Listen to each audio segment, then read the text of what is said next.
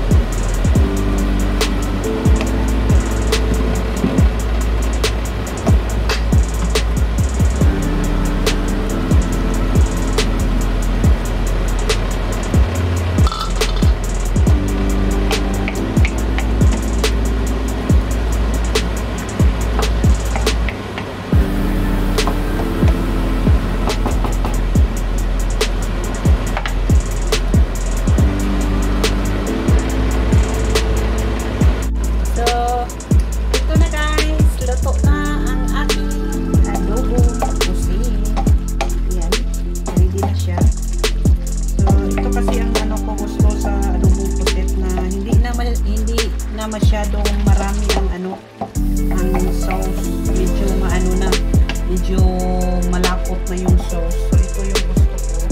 So maglagay lang ako ng green onion. Yan. So natikman ko na siya, masarap na. Medyo konti na lang yung ano niya, yung sauce. Sarap. So ready na siya, guys. Ito na ang aking adobong pusit. Ito po ang aming ulam ngayong gabi. Ngayong dinner. Ang adobong pusit. So, yan na po siya, guys. Yan. So, let's eat. Let's do the plating. So, meron din ako ditong, nagluto din ako ng ano, isda. Paksiw. Yan. So, no karne. No karne. Puro, ano, puro, ano siya, fish at saka pusit.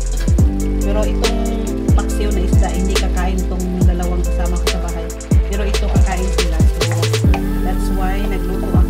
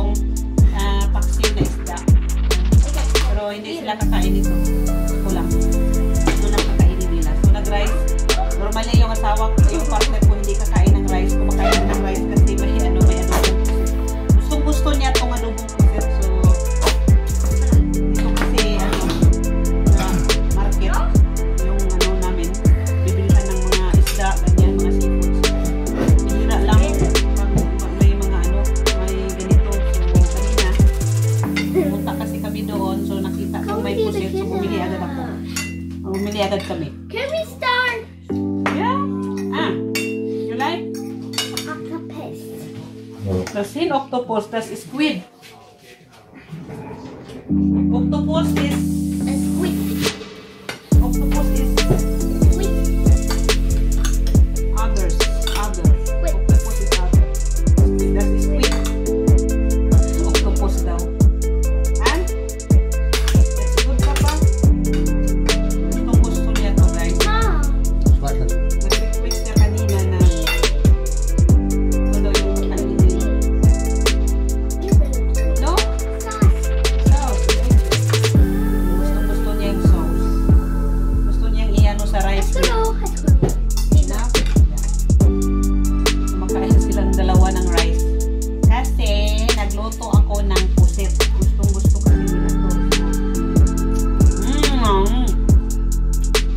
Sarap.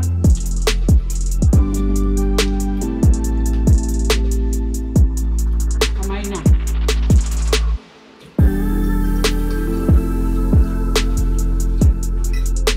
Kumakain din siya ng rice.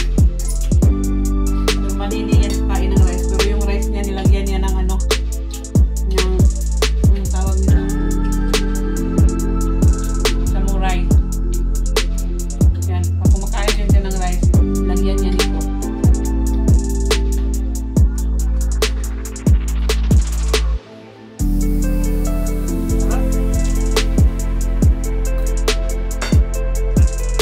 Sarap na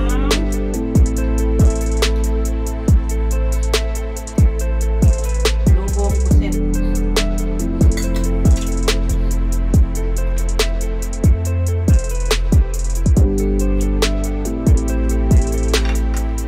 Ganito ang gusto ko sa pagluto ng pusit, yung masyadong ano, hindi masyadong maraming sauce. Yan lang. Ano lang siya. Yung parang sticky ba? Ayan.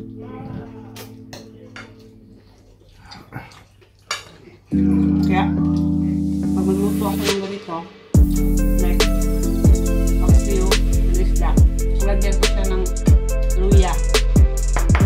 Mga ganito kasi, makamsa kasi ito, ano, may ibang amoy. Kaya, lagyan ko siya ng luya para mawala.